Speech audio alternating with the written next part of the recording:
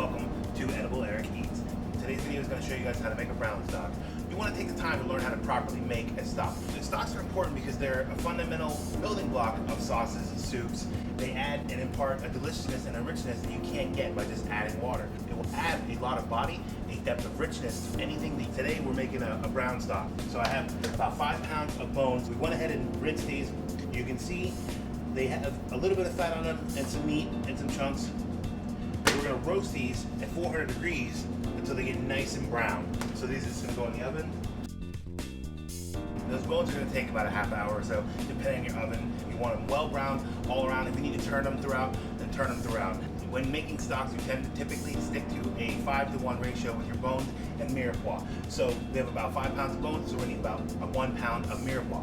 And then with mirepoix, there is a specific ratio you want to follow. 50% onion, 25% carrot, 25% celery. We're just going to prep our mirepoix real quick.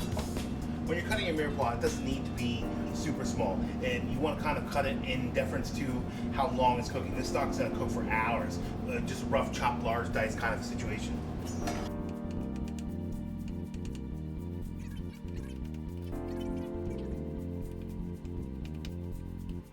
Our mirepoix is ready. We're going to put our sachet together for this as well. There's a little bit of clove, a little bit of thyme, parsley stem, a bay leaf, and some peppercorn. Now all you need to do is wait for the bones to finish. It's been 20 minutes or so.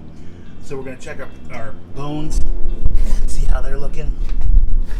They're looking pretty good. Still need some more color on them. But you can see this here, that's bone marrow. You can take all that out. It's coming in all of them. These are marrow bones. You can take that out and use that in something else. We're going to check the bones. They look pretty good. Now the bones themselves are going to go into a pot. We're going to reserve that fat. We're going to bones in the pan. We have our fat on the side, and then we have this pan. All this fawn, you want to try to save. We're going to heat up the pan, and then we're going to do what's called deglazing. We're going to take some of our measured out liquid and use it to get all those good bits off of the pan and into the pot with the bones.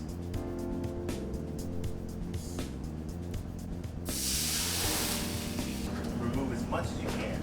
All these little bits, that's flavor. We're going to take this. We have our pan. We're going to add in the drained off beef fat. And then we're going to saute these until they get nice and brown. While we're browning those, we're going to fill the stock. Put our water over here. Get a sachet. You can use cold water when you start your stock. I went and got a ladle because we're going to skim this as it cooks. You want to make sure you skim like the gray scum stuff that comes to the top. That's all bad particulates that you want to remove from your stock.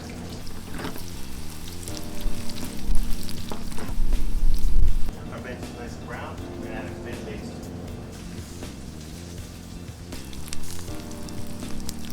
Now all this is gonna go right into the pot. So now we're just gonna let this go for about 8 hours because you want to leach out all the gelatin, all the flavor from the bones. Because they're thick bones, they're going to have to go for a long time. Rise to a boil. We're going to reduce it down to the simmer because you don't want that. If you have that the entire time, all the foam and stuff kind of breaks up and goes back into your stock, and that's not where you want it. So now you can start kind of skimming it, getting all this not so good stuff off of there. This stuff you don't really want in your stock. You have to watch this and periodically do this to get all this off. So like I said, as we go along, you gotta skim all the kind of impurities off the top.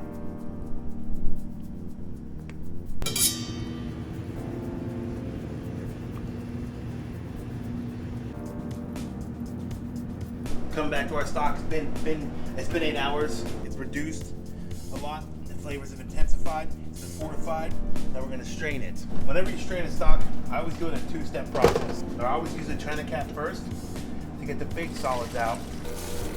I'm going to take this, set that back in the pot, let that drip so we can collect any excess juices that might come off of that. You always want to take your stocks and strain them through a chinois. The fine mesh chinois will help get any particulate.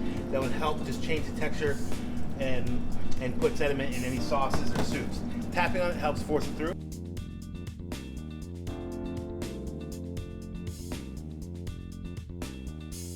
with the stock, you wouldn't want to use a ladle to smush it through because that will actually push through some of those particulates. And you can see in there that you don't want that in your sauce. If you were to use a ladle in there, it would push some of that through. That's why you tap on it rather than use a ladle.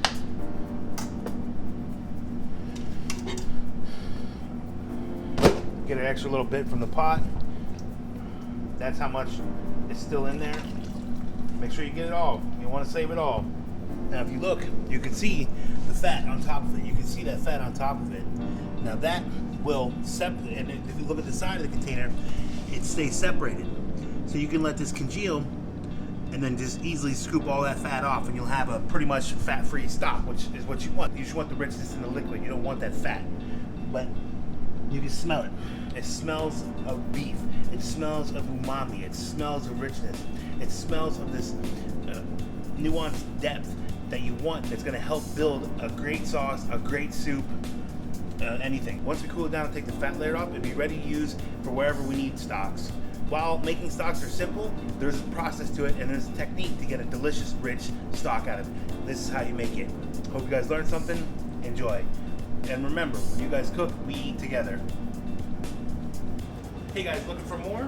Looking to up your cooking skills? Then be sure to click subscribe so you can follow me while I break down techniques, dish out succulent tips, and show you a variety of recipes for you to learn from so you can not only keep on eating, but eat deliciously. Check out some of the other videos I got for you guys to watch.